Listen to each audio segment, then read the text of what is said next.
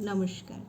আপনারা যদি muscle pen অথবা জয়েন্ট পেনে কষ্ট পেয়ে থাকেন তাহলে কিন্তু রাতে শোবার আগে অবশ্যই একটু উষ্ণ গরম জলে পা দুটো ডুবিয়ে রাখবেন, আর সেই গরম জলে দেবেন ইপসাম সল্ট। দেখুন, এটা দেখতে অনেকটা চিনির মতো।